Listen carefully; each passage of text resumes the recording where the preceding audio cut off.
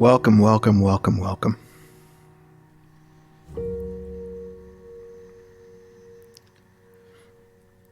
All right, I'm going to invite us into this moment.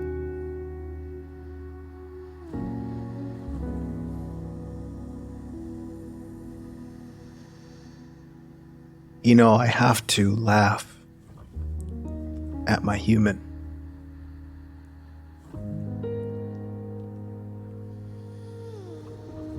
And be so incredibly thankful for these moments where I get to see beyond the noise.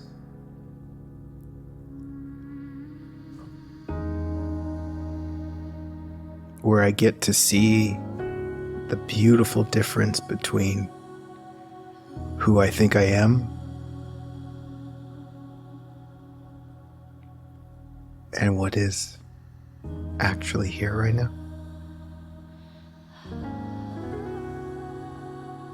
And for me, really, this is the essence of a deep dive.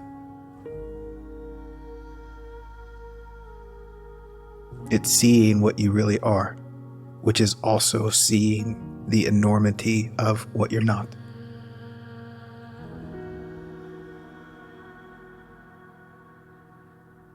And so this is what I'm going to invite right now, that regardless of where we think we are in life or even in this moment, regardless of what we might be feeling,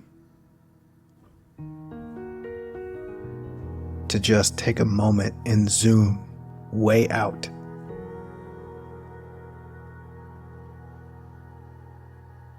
And ask ourselves, wait, what's really going on here?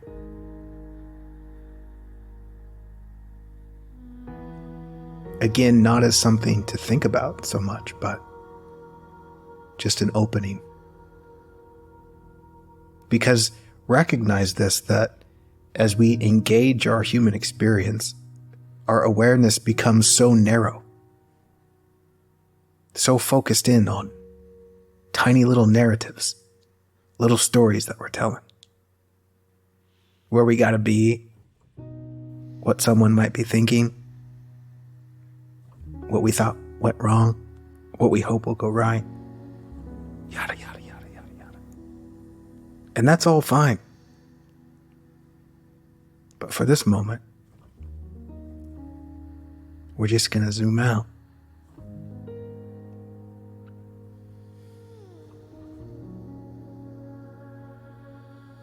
And we can begin with that simple but very practical discernment.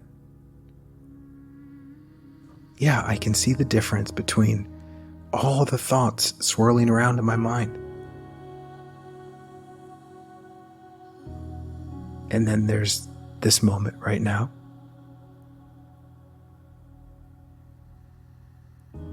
There is to just be. And I can see that my thoughts that are swirling around aren't even looking at what's here right now. And that's fine. Which is really beautiful to see, because then you recognize that, oh, this isn't about looking in the mind. The mind can't see this.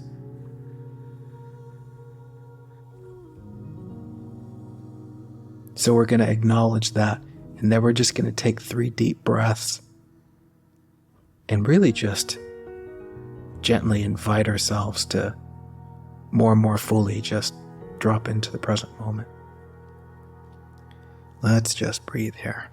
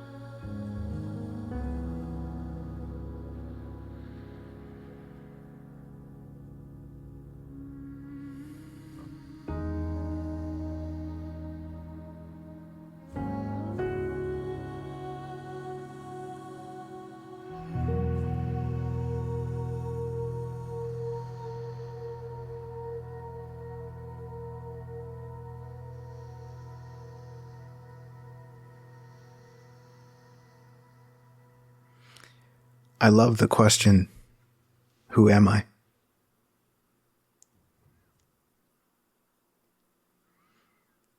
I love it because it's hilarious.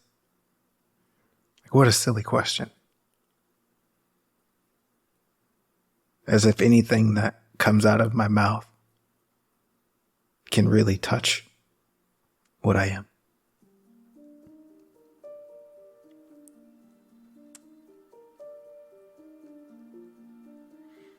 It's like no matter what I say about myself, it's like I'm not really that.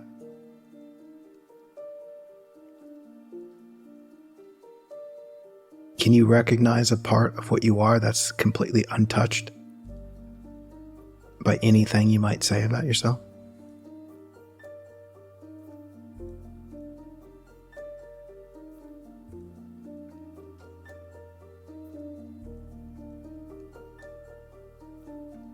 Can you see so clearly that anything the mind says, you see that you're not that? It's like no matter what name you give the tree, it's not that. Oh, it's an oak tree. Is it? Is that what it is?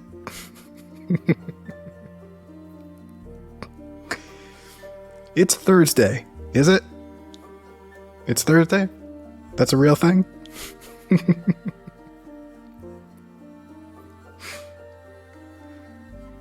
You see all these ideas that we put on things. It's not that.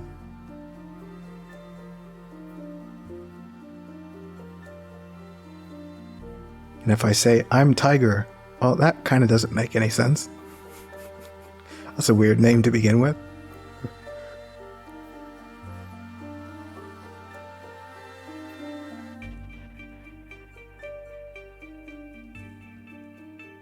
You see, there's something just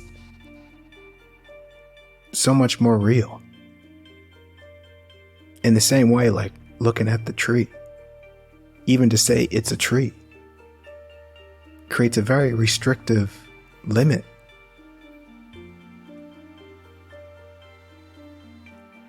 To really see the tree, you see how deeply integrated it is with the wholeness of life.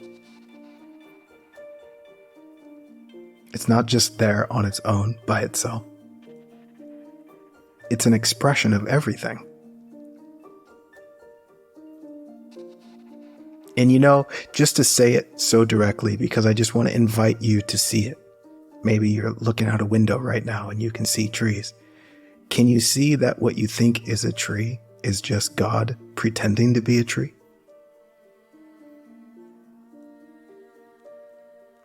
Can you see that birds are just God pretending to be birds?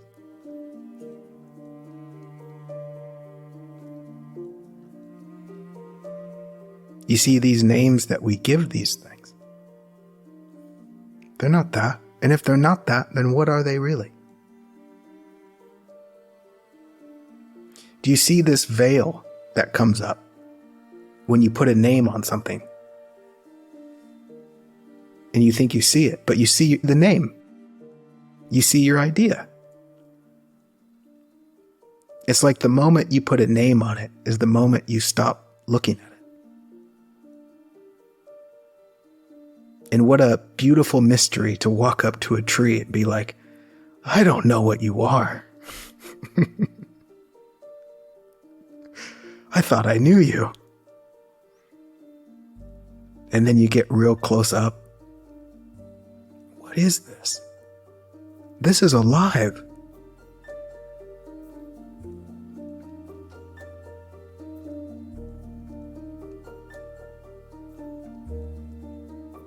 You see, there's this same sort of veil that happens when we look in the direction of what we are. We're so quick to assume. We're so quick to believe the mind's commentary, and yet that commentary is so far removed from the reality. Even our commentary about other people, we think we know who they are. And yet the only thing we're seeing is our mind's content. We're not even seeing what's real.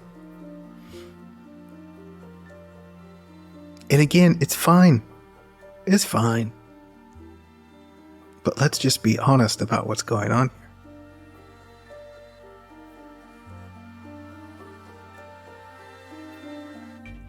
And in the same way that we look at ourselves, let's be honest. Do you really see yourself? Or are you seeing that veil?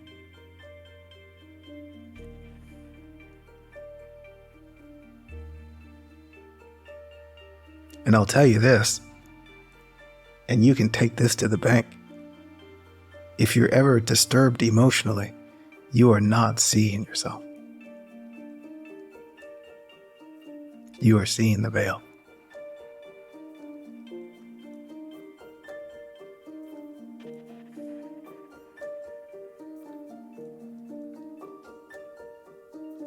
And to just peek behind that curtain, I'm just going to assume it's as obvious for you. But when I really, really look, it is so obvious that all of my emotional disturbance, all of my worry, all of my concerns, all of my fear, they are inescapably wrapped up in the veil of who I think I am.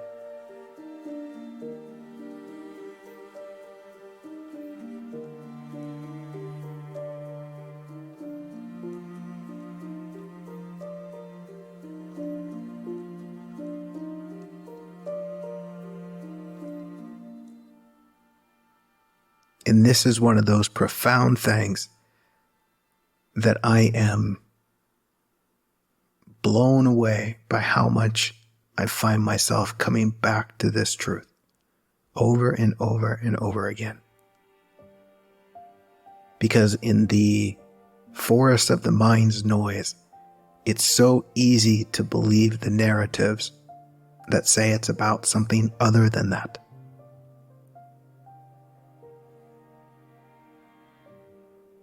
It's about something other than me trying to protect the character that I think I am.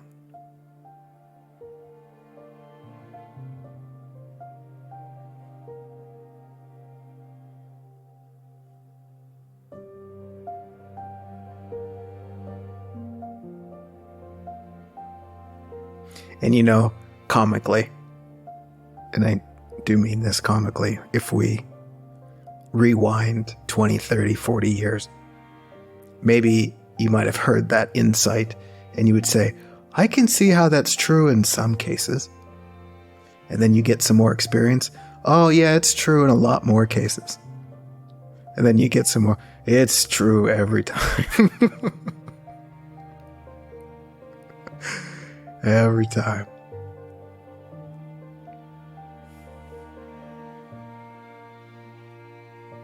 And of course, this doesn't mean that that's wrong or misplaced. Forever and eternally, it'll always just be an innocent misunderstanding.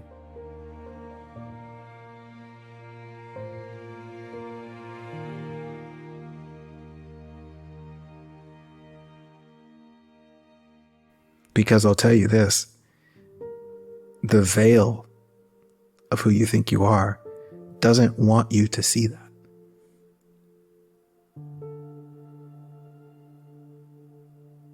And I really invite an openness to see that this character of you really wants you to believe that the problem is out there somewhere.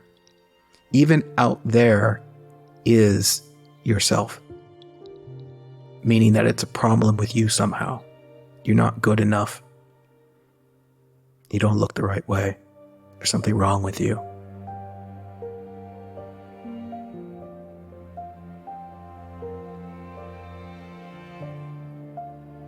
The ego that is identified with does not want to see that the real issue is the identification with the ego, with the belief in the ego. Because if you see that, then the ego's out of a job.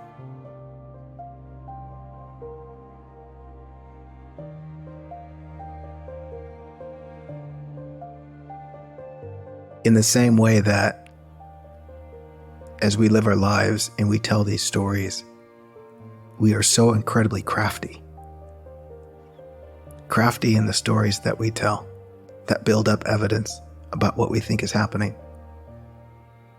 how things should be or shouldn't be. And yet underneath it is this subtle attempt to keep the character alive, to avoid the stark reality of that ego's disappearance.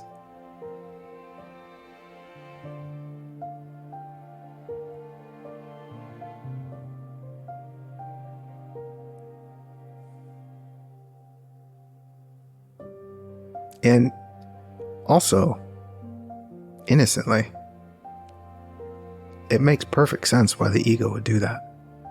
So there's a tremendous amount of compassion.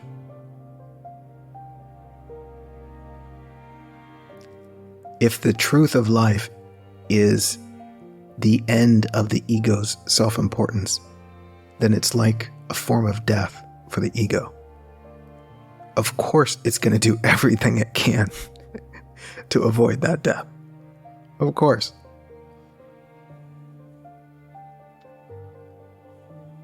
So there's no need to judge it or condemn it. It's just, of course. Of course you're playing that game.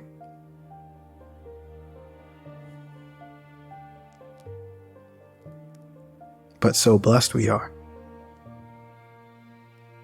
to have a moment to pull back that curtain and go, I see you. I see what you're doing here. Taking it personally. Making this about you. I see what you're doing here, putting thoughts in other people's minds about you.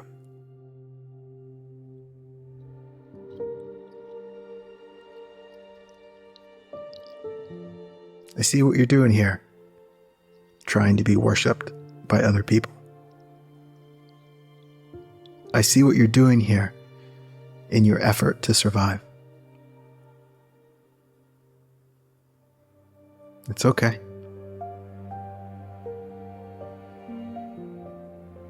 You see, this awareness that sees all of this happening is not concerned by it. It's not worried. That's really important to see.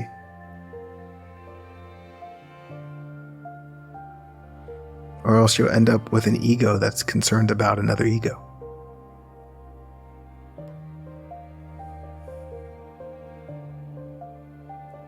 Which often looks like a spiritual ego. That's trying really hard to get rid of the ego.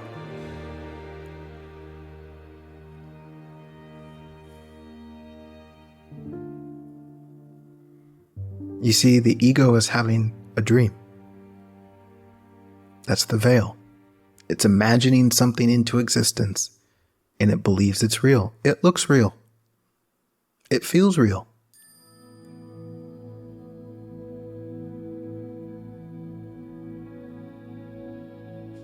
It's just like when you fall asleep at night. You have a dream, and you think it's real. Could you imagine waking up and saying, okay, you can't do that anymore. You can't get tricked. No, go to sleep, have your dream. Because when you wake up, you see that nothing happened.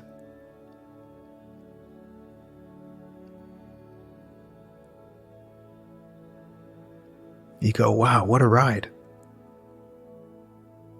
It got me. Yeah. And you wake up and you see, oh, wow, I'm okay. Yeah. Just like right now, we be still for a moment. And you see that, oh, I'm whole. I'm complete. And isn't that the big concern? As you travel through this life, somehow you're not whole, somehow you're not complete, somehow you're not enough. That is the dream of separation. I dream myself as separate from God. I dream myself as separate from life, which is just like the tree that thinks it's all alone. And the tree wakes up and realizes, oh, I am life. I am God pretending to be a tree.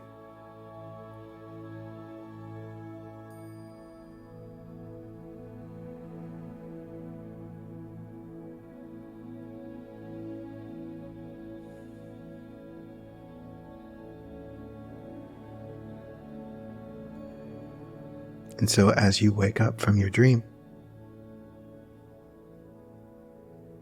and you see that you are not that, and you realize, oh wow, I'm God pretending to be a human.